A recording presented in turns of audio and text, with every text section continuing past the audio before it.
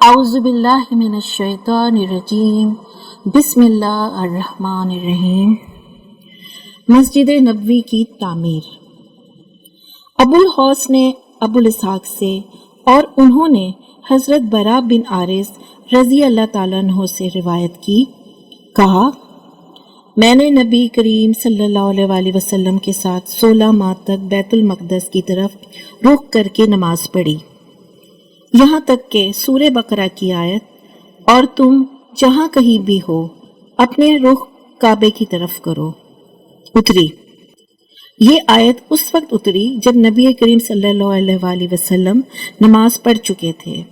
لوگوں میں سے ایک آدمی یہ حکم سن کر چلا تو انصار کے کچھ لوگوں کے پاس سے گزرا۔ وہ مسجد نبوی حارثہ میں، جس کا نام اس واقعے کے بعد مسجد القبلتین پڑ گیا، نماز پڑھ رہے تھے۔ اس نے انہیں یہ حکم بتایا تو انہوں نے اثناء نماز میں ہی اپنے چہرے بیت اللہ کی طرف کر لیے۔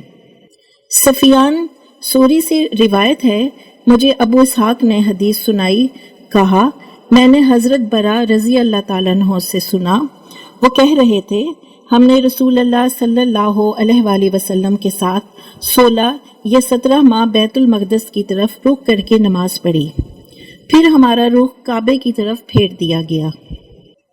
عبدالعزیز بن مسلم اور مالک بن انس نے اپنی اپنی سندوں سے عبداللہ بن دینار سے روایت کی، انہوں نے حضرت ابن عمر رضی اللہ تعالیٰ عنہ سے روایت کی، انہوں نے کہا لوگ قباء میں صبح کی نماز پڑھ رہے تھے، اسی اثناء میں ان کے پاس آنے والا ایک شخص عباد بن بشر رضی اللہ تعالیٰ عنہ آیا اور اس نے کہا بلا شبہ رات گزشتہ دن کے آخری حصے میں رسول اللہ صلی اللہ علیہ وآلہ وسلم پر قرآن اترا اور آپ کو حکم دیا گیا کہ آپ کعبے کی طرف رخ کریں، لہٰذا تم لوگ بھی اس کی طرف رخ کر لو۔ ان کے رخ شام کی طرف تھے تو اسی وقت وہ سب کعبے کی طرف گھوم گئے۔ موسیٰ بن عقبہ نے نافع اور عبداللہ بن دینار سے اور انہوں نے حضرت ابن عمر رضی اللہ تعالیٰ عنہ سے روایت کی، انہوں نے کہا لوگ صبح کی نماز پڑھ رہے تھے، ان کے پاس ایک آدمی آیا۔ باقی حدیث امام مالک کی سابقہ روایت کی طرح ہے۔ حضرت انس رضی اللہ تعالیٰ عنہ سے روایت ہے کہ رسول اللہ صلی اللہ علیہ وآلہ وسلم بیت المقدس کی طرف منہ کر کے نماز پڑھا کرتے تھے۔